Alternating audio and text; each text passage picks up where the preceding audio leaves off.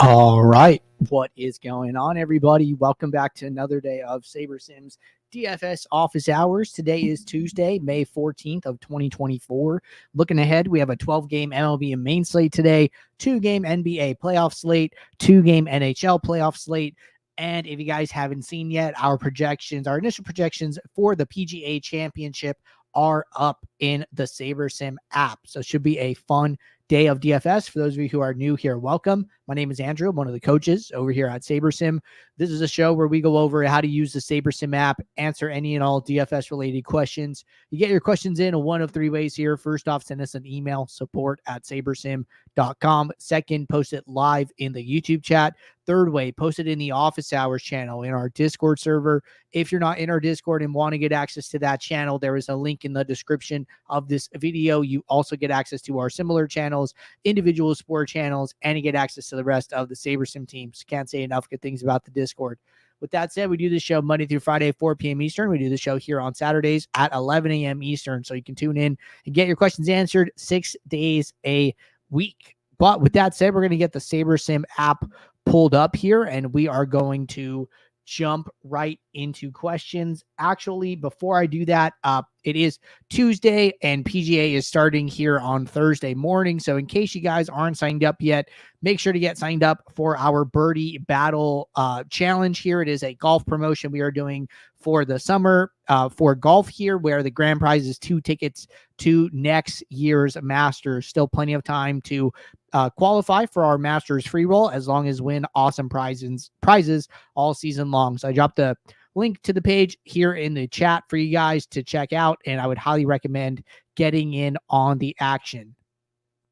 All right. So with that said, now I'm going to get the SaberSim app pulled up, and we are going to jump right in. Looks like we have quite a few questions here to get us started. So first one came in from J. Sams Jr. And the question says, what are the benefits of playing batters lower in the batting order? This one's a little bit hard to say. You know, I think that what a lot of like traditional optimizers do is they try and give you, you know, batters that are projected better. And usually those batters are higher up in the order, right? Well, one thing that really comes from, you know, playing batters lower in the order, I would say, is like uniqueness. You know, you're going to be building lineups that are more unique than what your opponents are playing. You still get the value out of stacking and correlation. Like even if we go here to all batters, and, you know, I click on the highest projected batter, Ronald Acuna. And let's actually go over to the Braves just so we could see what their who their batting order is. So like, let's look at like Zach Short, Jared Kelenic, Orlando Arcia, like 7, 8, 9, right? Compare them to Mr. Ronald Acuna here. And when we get Acuna's graph here, and what we see here is, you know, we were talking about Zach Short, right? Number 9 hitter.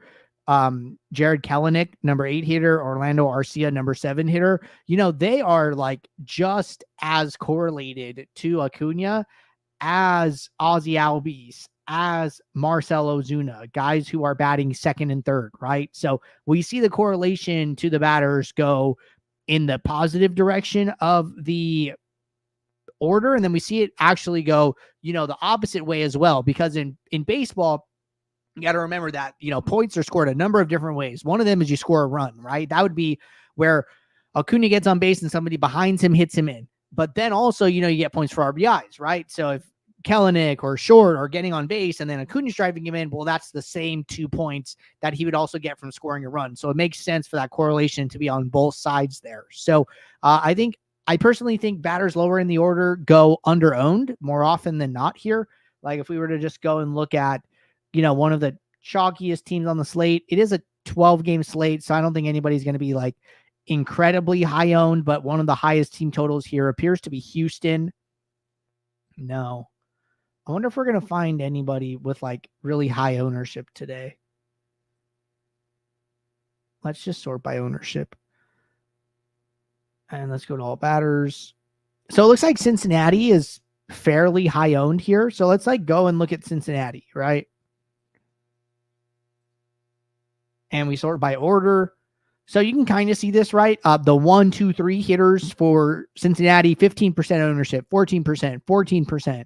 And then as we go lower in the order here, right? 4%, 6%, 6%, 9%, 10%, 5%. So these top of the order guys just are always going to get a little bit more ownership. I do think that, doing stacks where you're using lower in the batting order hitters are a good way to 5-stack a team in a unique way. Like I was actually doing a video for somebody, a game plan on which is like our ultimate coaching for somebody, and I was trying to figure out how many combinations of 5 you can get out of 9, and the answer was like about 125. So what that means is that, say I want to 5-stack this team.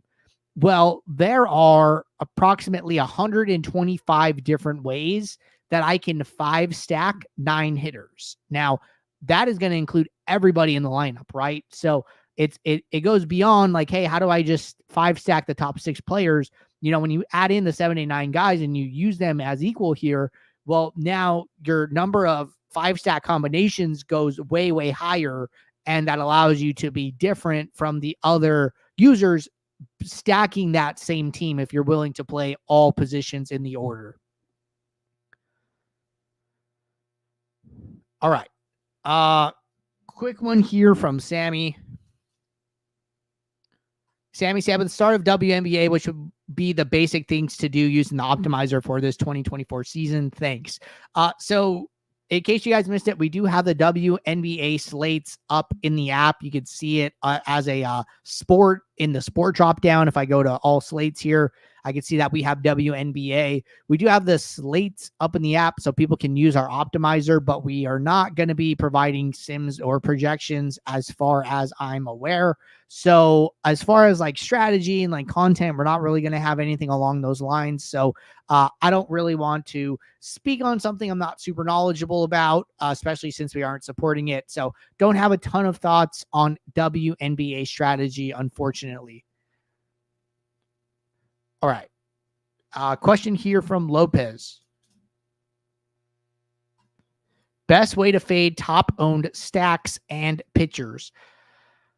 Well, probably the best way to fade them would probably just be to like X them out, but I'm not sure if that's exactly what you want to do, right? Especially on a day like today, right? We were in here, we were looking at the ownership projections, and even just for batters alone, I mean, 15% ownership to any one batter is not a lot. And that is, directly because it's a 12-game slate. Like there are 24 different teams here. There are so many options. You can get so spread out here. So when you're playing like the turbo slates and like, say if you're playing like today and you're playing the 2-gamer, right? Like, okay, yeah, maybe we do need to think a little bit more about, getting a little bit different here, right? But I would say one of the easiest ways to avoid the teams is to X them out. I don't know if you always want to do that, right? I mean, there are a reason that pitchers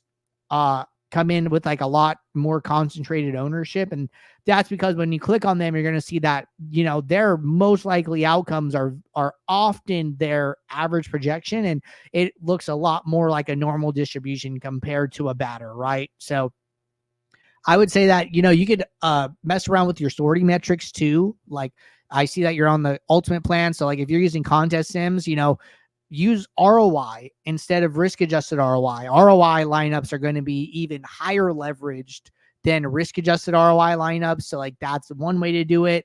You could put in rules for like some ownership if you want. I don't really recommend it, but just trying to come up with some ideas here off the top of my head. So I'd say using ROI as your sorting metric, completely fading those teams by Xing them out of your player pool is like another option here, but just tread lightly, be careful, trust the builder on some of those leverages. I would really be looking at pool percentage and, trying to compare that to my ownership to make sure that I'm just seeing players that are coming up at a fair rate across all of the lineups I've built. I think that's a good indication in general.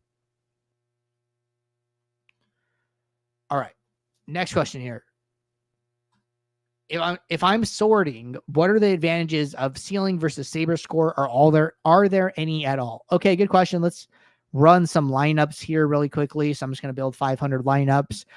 So sounds like we're talking about the difference here between SaberScore versus percentiles, and then we actually have another question right after this one. So I'm going to do like a little bit of a 2-for-1 here. And the next question was how or when to use percentiles. So these are, both similar questions, and I will answer them together. All right. Lineups are building here. Just finishing up. All right, so we're in the post build here. I'm going to go to my sorting metrics. I'm going to click on my SaberScore first.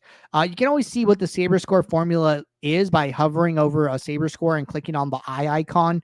And then when you do that, it's going to pull up the formula. Now, SaberScore is comprised of 3 variables: some projection, a percentile, in this case 99th percentile, and then the average adjusted ownership, which gets a negative weight. This is basically taxing high ownership lineups and bringing up lineups with a lower ownership overall. Okay. So as you can see, percentile is part of this formula. So in this case, you're balancing these 3 variables that we found to be important in our back testing: just the raw projection, the upside, and the ownership, right? The ownership gives you a clearer path to first place when players are less owned. Percentile helps you to not only get to the cash line, but to get to the top of your contest. And then some ownership gives your lineup a good floor, right? So we have created SaberScore through contest back testing. When people talk about the contest sims, I like to say SaberScore is the 80-20 of contest sims, while contest sims are as specific as you can possibly be. Now, maybe you're somebody who's like, what? I don't want to factor in ownership.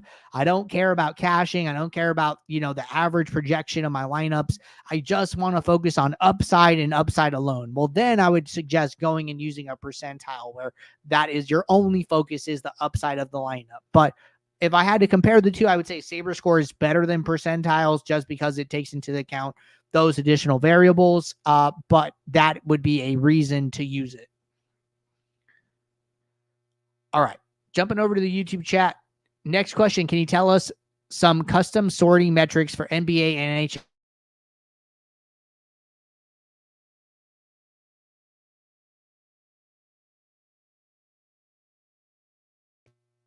What I always recommend with custom metrics is to go and look at your SaberScore, recreate this, and then use this as your baseline as you begin to experiment. So as far as custom metrics go, custom metrics are really going to be more art than science. You are creating something because you feel like one of these other metrics is lacking, or you feel like if you could combine certain variables, you could get to an even better sorting metric than we already have. Now, if we had those intuitions, we would create it ourselves, right? But we've created the best ones that we can think of to give you a good starting point. But if you want to go even further with that, then I would, definitely recommend experimenting with custom metrics. But as far as like a template or like metrics that are better, like I don't know anything that's better than the metrics that we already have here. Now that's my opinion, right? You can go and create one that you feel is better. So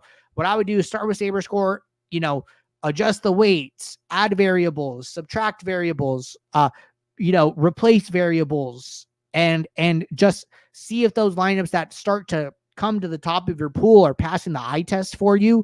And that will give you a good starting point as to how and where to go on your custom metric journey here. But all right, looks like we're all caught up here in the Discord, and that was the only question.